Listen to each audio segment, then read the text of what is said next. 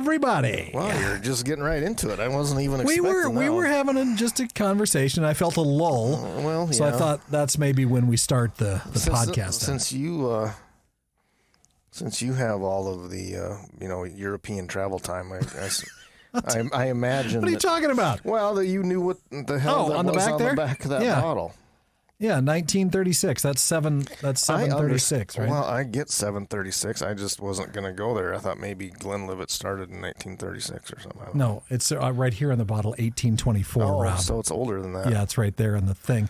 Anyway, welcome to this edition of It's Whiskey at amazing Work. that anybody listens to us willingly at all.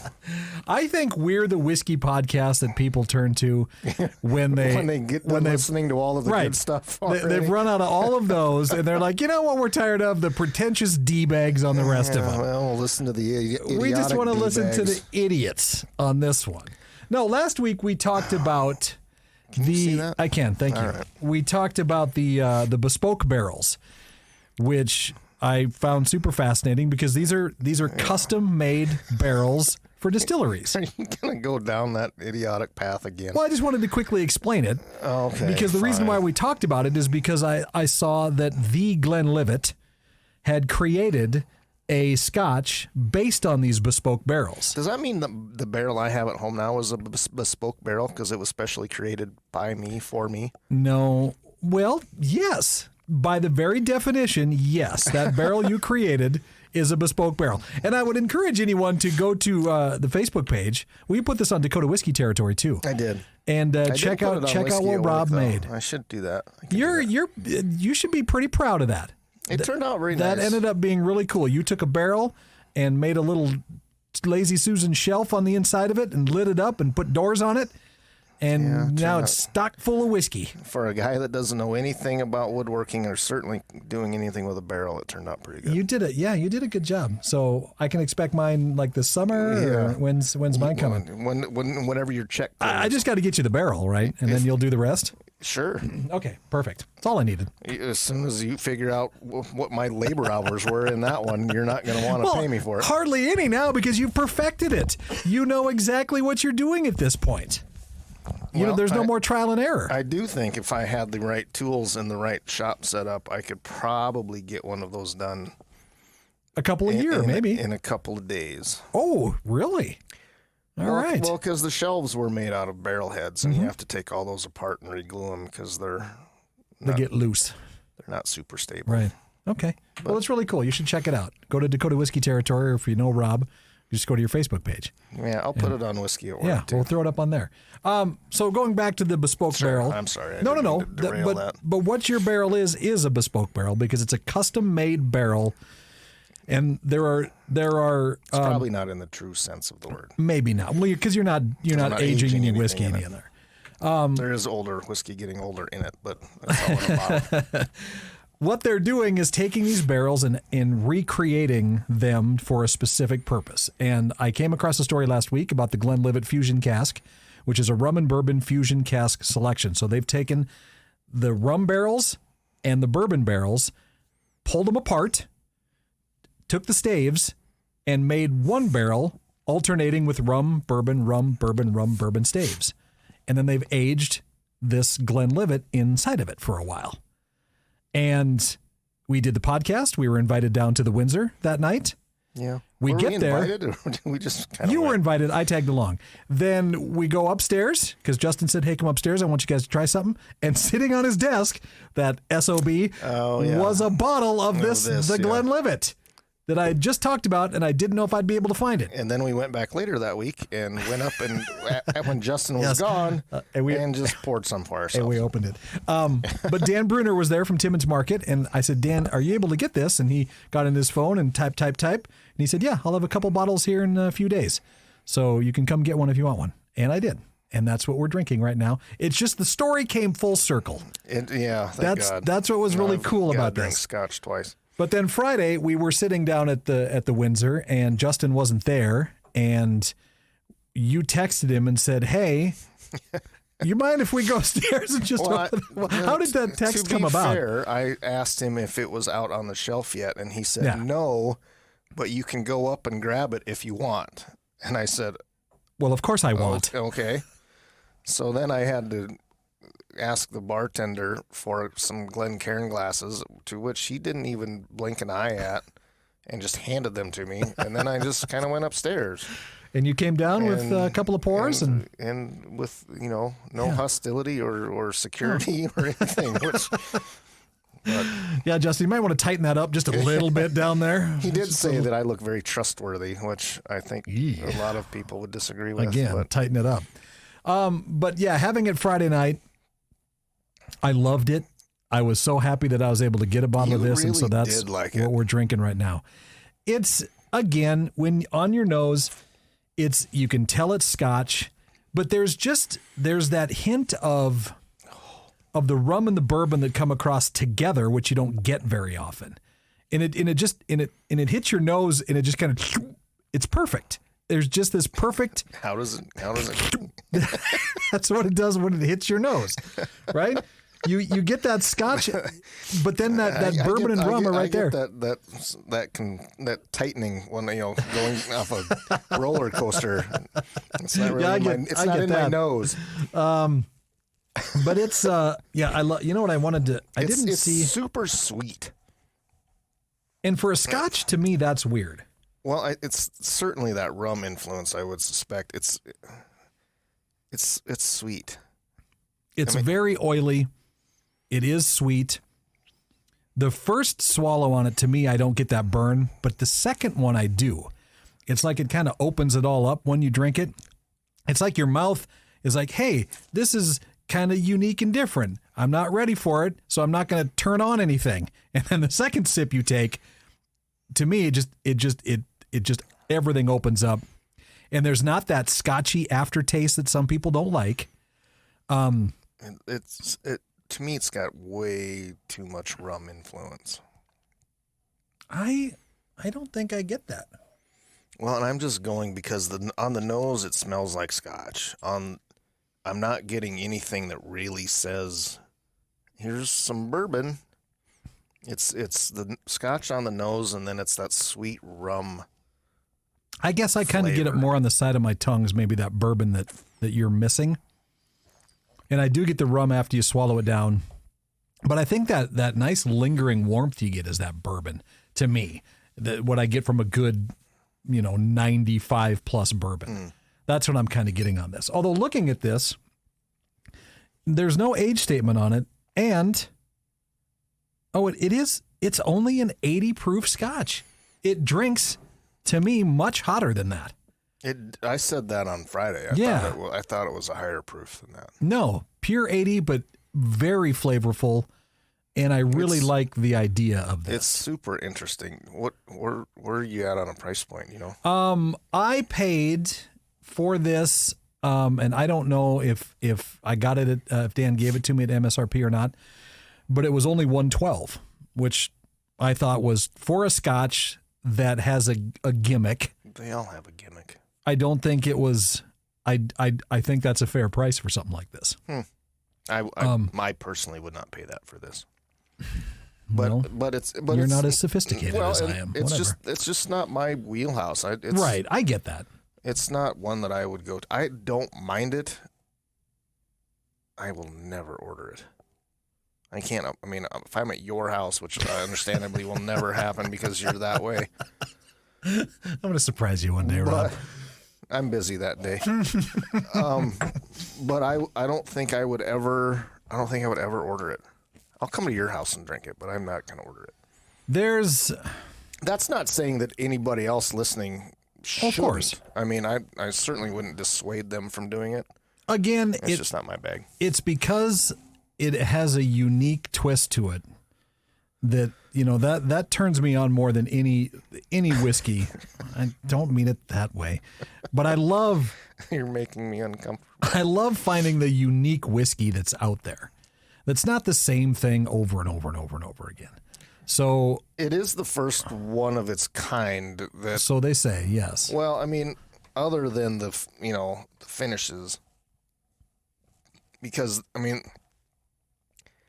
they actually age this, and then is it finished in this fusion cask? Right.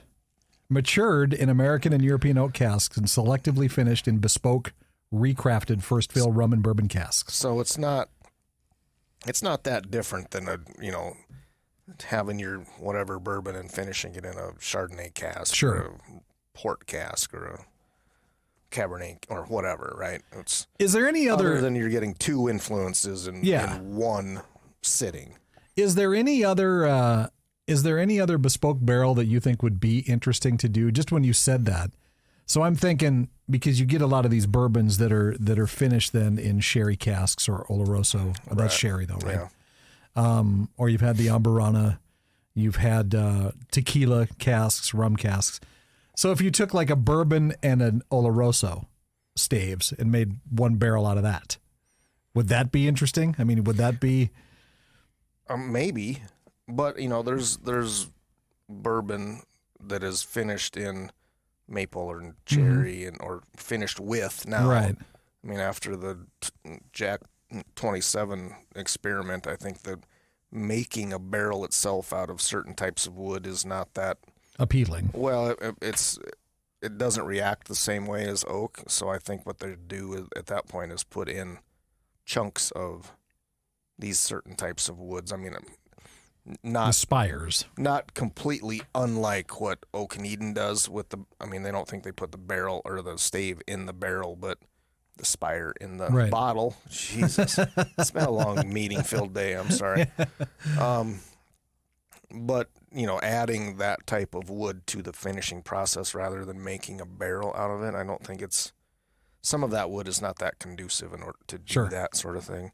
Well, like to Rob's point on this, that's not going to be up everybody's alley at $112 a bottle. But if you get an opportunity to try it, I would definitely recommend you do, especially if you like Scotch, because again, this is one of those Scotches for me at only 80 proof, very approachable, could get you into Scotch for sure.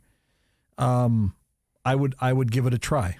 The Glenlivet Fusion Cask Rum and Bourbon Fusion Cask Selection is what it's called. You look like you had a bad pour there. What happened? No, I just had a swallow and there was a flavor that hit me and I was trying to place it. Okay. And then you started talking. Do you want to take a second to think about it, and then we'll see if you can find it? Well, because it was weird, because I took the swallow and kind of breathed out at the same time, and then something came back into the back of my mind when I had this flavor or feeling, and I lost it. Well, I don't know. try it again, and we'll see. Maybe it'll come back. We'll see coming up. And on the way, I want to talk about some news from Brown-Forman, and I think a whiskey list that I can finally get behind, just because it's not another awards list. All right? So I want to talk about that. There's a couple of lists that you want to talk about, isn't there? Yes, there is. One more than the other. That's on the way. Get ready, Rapid City, for another epic journey into the world of whiskey at Mountain West Whiskey Festival, the unrivaled celebration in South Dakota. Immerse yourself in the flavors of over 150 exceptional whiskeys, from classics to rare finds. Elevate your senses with upscale catering and groove to live music in the heart of downtown at the Rushmore Hotel. This is not just an event, it's an experience. Secure your spot now at MountainWestWhiskeyFestival.com, because whiskey legends are made in the Black Hills. And we're back. And so stop swearing. It's Whiskey at Work. If you don't get to hear this via the podcast, you can listen to it on KKLS, the Cowboy, 104.7 every Friday afternoon. Yeah, thank you to the FCC for sucking the fun out of podcasts. I wanted to put that on there. Okay, we're drinking the Glenlivet Fusion Cask made out of those bespoke barrels that we talked about on the podcast last week. And I found this story, and whenever I see something that's significant with Jack Daniel's, I want to talk about it because it's absolutely your favorite whiskey for sure. Yeah. And we have a great relationship with Jack when it comes to the Sturgis Motorcycle Rally. I'm hoping we get to talk to Nelson Eddy when he's in town here next month. Yes, we do have it lined up. We're in the process. I might have overspoke. Somebody had a post about it, and I said we have it already booked and ready to go. I got a little ahead of myself there. We are talking to the right people to get him on the podcast, and it should be able to happen. That's all I'm going to say. If you don't know, Mr. Eddy is a historian at Jack Daniel's for 30 plus years. So Yeah. For me, it would be he'd be a hoot to Yeah. talk to. I think it'd be fantastic. Well, they've agreed. Brown-Forman has agreed to sell its Jack Daniel's barrel making facility in Alabama to Independent Stave Company. I saw that. They have already sold one, have they not? I think so. They're going to still continue to use the facility's barrels. Independent Stave Company will rename the facility to the Alabama Cooperage. Under the terms of the deal, which is expected to close by May 1st, Independent Stave will continue to make barrels for the Jack Daniel distillery as part of a strategic relationship between the companies. Why would they be doing that? Why would Jack be selling off their cooperages? I don't know. I mean, I imagine it's a business decision to some degree. They, I don't know, maybe it's an influx of capital for them to do something else with. But, then they're going to have to turn around and buy the barrels that they were Yeah, it was already under their for umbrella themselves before. I would be interesting. Maybe there's another announcement coming in the near future with whatever they're doing and maybe they're just tired of being the guys that manage to make their own barrels. I don't know. Well, and you look at all of the new stuff that Jack has done over the years, which is I mean, it's unprecedented for Jack Daniels to create the new products that they're creating. So maybe that could, like you said, just diversifying, trying to get rid of some of that or to focus on other things. Yeah, focus more on things that they are doing to give themselves more of a competitive advantage. That could be, totally. I would imagine they're vastly different branches of the same overall corporation. So yeah, probably. You're right. So the master distiller probably isn't telling the dude how to make the barrel. Coming up, Mountain West Whiskey Festival. Is this the first list you want to talk about? I want to talk about. Well, I want to get to that list, but I just want to let everybody know that it is up. Now, it's subject to change still. It is, so I don't want to hear it. To all of you that may or may not be listening that think that this list should come up the minute that we have tickets for sale. Well, okay, let's talk about that, though. You don't understand how allocations and distribution works in the state. We've had one specific phone call from a I won't even gender the person. No, all right, it's fine. But they were very upset that we didn't have the list posted back in November or whenever tickets went on sale. And didn't have the food list ready, didn't have anything ready to go when the tickets went on sale. They were so mad about it. The food list also is subject to change. Yes, I talked of course. with John the other day, and he was trying to work out another avenue for some of the main dishes. The food is amazing, though. Whatever John comes up with, you're not going to hesitate to go back 3 times for if you get the opportunity. Right? Yeah. The food is amazing. The food is worth the price of admission alone. Yes, it is. And we've cultivated a handful of people at Whiskey Festival that will buy the non-sampling ticket just to eat that night. So it's totally worth it if you want to. What a non-sampling is like $50. You can't get $50 worth of this quality of food anywhere else. Not even close. We should not tell people that. I know, but we just did. Yeah. So it's out there. Yeah. But it's again, a good thing nobody's listening. Yes, they are. Oh, are they? Numbers are spiking, Rob. Are they? So we have the list ready to go. And how many are on there, do you think? We had to actually cull the overall numbers a hair. I think there's 170-ish. But this is the most we've ever had. No, I think Isn't it? We had, overall number-wise, we had more, I think, last year. But this has some expensive stuff on this which list. I will absolutely get to here in a second. Okay. Leading up to that, though, I love to, this time of year, there's whiskey awards everywhere. You can't turn around without some bottle that you like. You have a list. You get a list. That somebody has put together that probably your favorite whiskey has won some sort of award somewhere at this point. It's even if it's only on your own list. Exactly. But I came across a list that was done by the website insidermonkey.com, which... That seems inappropriate. Insider Monkey is a website that tracks trends when it comes to stocks and brokerages and stuff like this, right? Trends. Okay. Yeah, trends. Make sure that... So they go out and not allocate, but they get all of this. What's the word I'm looking for? When you when you bring in a bunch of information from a bunch of different places. God dang it. Come on, help me out here, Rob. They have an algorithm that goes out and searches all this stuff, and then they not cultivate. That's not the word I'm looking for. You're on your own. Okay, anyway, it'll come to me later. But they have put together the top 25 list of the best whiskeys in the world. Ever? In the world right now. Today. 2024 best whiskeys. Right. Okay. So I just went down to the top 10 because I wanted to see what was out there. And I thought this list was pretty interesting. These lists drive me nuts because are these like attainable bottles, or the best one is the Pappy 23 that there's only 7 of in the world. Yeah, they're attainable, but a lot of these are pretty pricey. Okay. Okay. Like number 10 is the Hibiki 17-year-old, which I'm not super familiar with it. I know of the bottle, but I don't think I've ever had it. I bet you Gabe would be able to tell us. He's probably got 3 of them in I'm his sure. stable. Then the Highland Park 18 comes in at number 9, which we will have. I think we have, yeah. We will have one of those bottles at Whiskey Fest this year, probably in the Oyster Room, right? Yeah. Or in Platinum. It'll be in one of the two.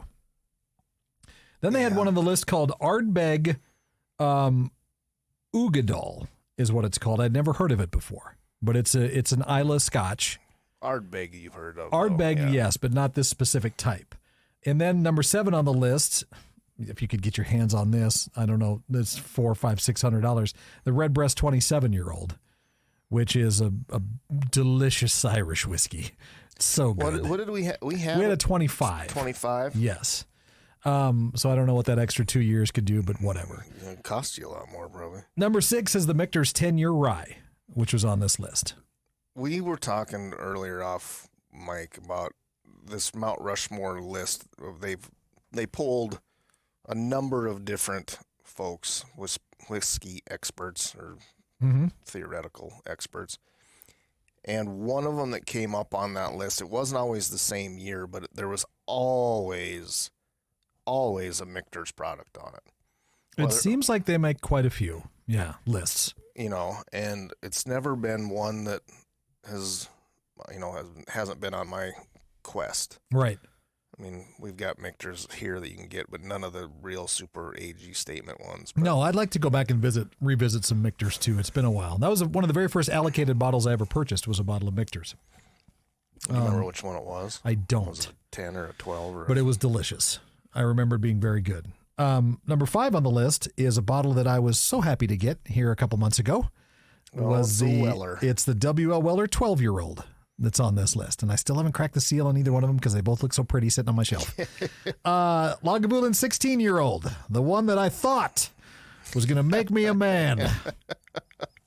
Yeah. And boy, didn't it. You can't believe all them Parks and Rec people. Was that what it was? Was that the show? Parks and Rec. He has his own Lagavulin. The Macallan 18-year-old Sherry Oak came in at number 3 on the list. The Yamazaki 18-year-old was number 2 on the list. So these are pricey, high-end. Sure. Number 1. Throw his Eagle Rare 17 on there. Well, number 1 is a Sazerac product.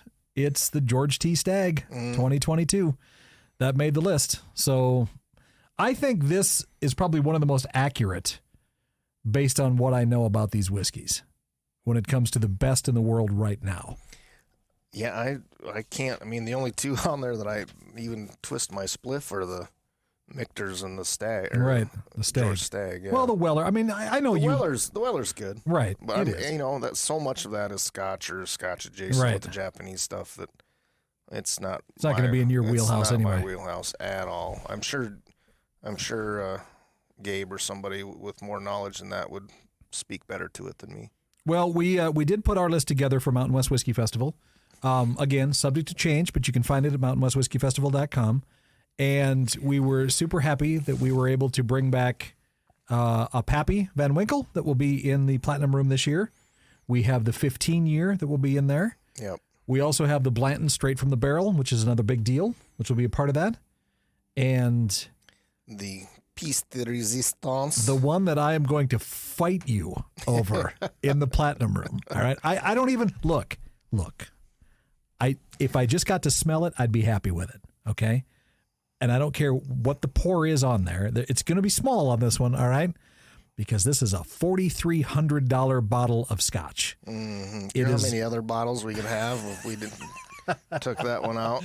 It is the Macallan 30 year that will be in the Platinum Room, and I'm just giddy. I just want to, just that little, that's all I want of this one, for sure. And I'm really looking forward to the Old Forester birthday bourbon and the new editions of the Jack 10 and 12. Yes. Red Spot, Blue Spot, that's going to be a part of it. The Boss Hog is going to be in there. The Remus Gatsby is going to be a part of it as well. If you go down to our VIP list, some good ones that are on there. We've got we got some of the Old Forester 1924. That is going to be on the VIP hard list. To get. Yes. We've got the Old Elk Infinity, which is going to be on there. The Jameson 18, which I know people give Jameson a lot of crap, but that Jameson 18 is ridiculous. Have you had it? Yes. It's very, very good. So if you got a VIP pass, that'll be a select number there. The 2XO Gemma Kentucky is on there too, which is another one that I think will be fun to find. And then, just the regular general admission list. Good Lord, that's long. Yeah, there's a bunch on there for sure. And You're not going to be able to get through it. No. But what I would recommend on this list for people that are not sure what to try, I would go to the Smoke Wagons and try as many of those as you can for the general admission ticket, because it's a newer entry. And we've had them here on Whiskey at Work. We've got bottles in the office now. Yep. And I think they're good. Yeah, the uncut, unfiltered, and the small batch, just delicious. Even the rye was good. Yeah. And I don't particularly care for that. Also, which will be notable for this event, will be the Crown Royal. Oh, the Blackberry. Blackberry is going to be there too, which I know is going to be the next big deal. I got a deal. sneaking suspicion that that'll go through. We'll go through what we have been able to get in a fair amount. It'll be like the Jack or the Crown Peach, where yes, totally will be. You won't be able to get it. You'll try it. You might be able to find a bottle of it, and then you won't see another one for 6 months or some silly deal. So get your tickets, MountainWestWhiskeyFestival.com. There aren't many left, and we want to make sure you're there March 9th at the Rushmore. It's going to be a blast. So yeah, keep in mind, if you're going, you better have a plan. Yeah. Oh, yeah. Don't go in blind because it's overwhelming. Find some of these that you want to try, because bottles are limited. We don't have an endless supply of this stuff, and even though there's a lot of them, there might only be a bottle or two of each one of these for you to get a taste of. So it just makes sense to map it out, right? And we'll have a list there at the door when you get there that has them all on there. Yep. So you can kind of quickly go through and check it out. And don't forget, we have a raffle too that night. Oh, we are going to be raffling off a Pappy 12 that'll go to charity. Yes. Here, local charity. Sheila from Sazerac was nice enough to donate a bottle, and it is going to be a local charity. I think we'll just pick one of the ones, or maybe both of them, that depending on how much money we actually raise for the deal. And it'll be unlimited tickets, $10 a ticket, buy as many as you want. Yep. Doesn't matter. You can get them that night as well. Pappy 12 raffled off. All right, it's getting close, getting excited for it. So we're looking forward. What else do we got? Anything? There's a lot on there, but I'm past my time right now, so I gotta wrap things up. Yeah, I know. When you're having a good conversation, it just goes so fast, doesn't it, Rob? Even with you. Oh God. Don't worry, I paid for this 112 bottle of scotch. Well, I'm glad it was your money and not mine. All right, thanks for listening, everybody.